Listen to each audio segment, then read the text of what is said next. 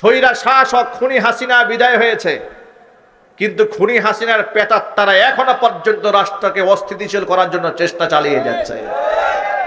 একদিক থেকে ভারত থেকে সংবাদ সম্মেলন করে খুনি হাসিনা এই দেশের ডিসেম্বরে ঢোকার জন্য উকি মারছে, অন্য দিক থেকে এই দেশে জুলাই মাসে এসে এই দেশের মুসলমানরা হাজার দলে বিভক্ত হয়ে গেছে।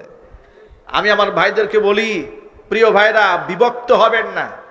জুলাই আগস্টে যেমন সম্মিলিতভাবে খুনি হাসিনাকে পতন ঘটিয়েছিলেন, ঠিক ওই অপরাধের সাথে অপরাধী খুনি হাসিনা সহ প্রত্যেকটা খুনির বিচার হওয়ার আগ পর্যন্ত, বিচার নিশ্চিত করার আগ পর্যন্ত মুসলমানকে ঐক্যবদ্ধ থাকতেই হবে।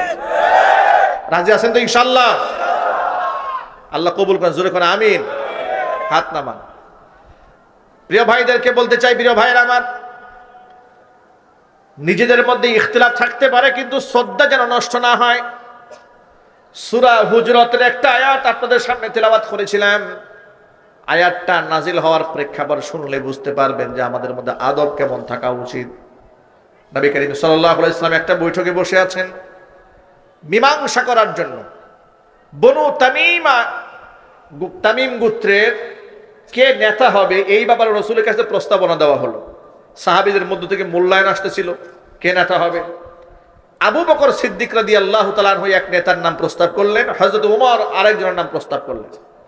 উভয়ে তাদের পক্ষ বিপক্ষে যুক্তিতর্ক দাঁড় করালেন যে উনি কেন লিডার হতে যোগ্য বেশি। তর্ক বিতর্ক হলো। এক পর্যায়ে রাসূলের কণ্ঠের আওয়াজের উপরে আবু বকর ওমরের কণ্ঠের আওয়াজ উঁচু হয়ে গেল।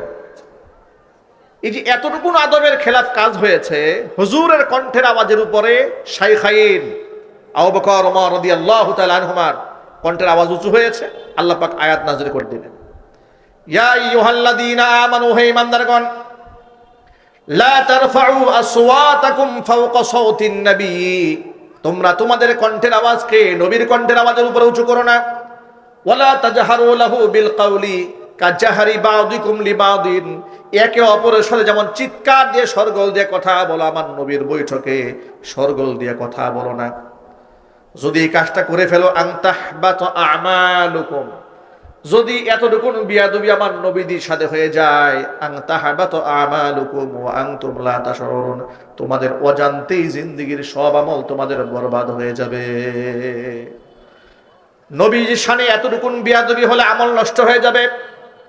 আয়াত নাজিল হওয়ার পরে হযরত ওমর এত আস্তে আস্তে রাসূল পাক সাল্লাল্লাহু আলাইহি ওয়াসাল্লামের সামনে কথা বলতেন, মাঝে মাঝে রাসূলকে বলতে হতো, ওমর তোমার কথার আওয়াজ শুনতে পাইনি, তুমি আরেকটু জোরে বলো। এরপর থেকে সাহাবায়ে কেরাম খুব আস্তে কথা বলতেন।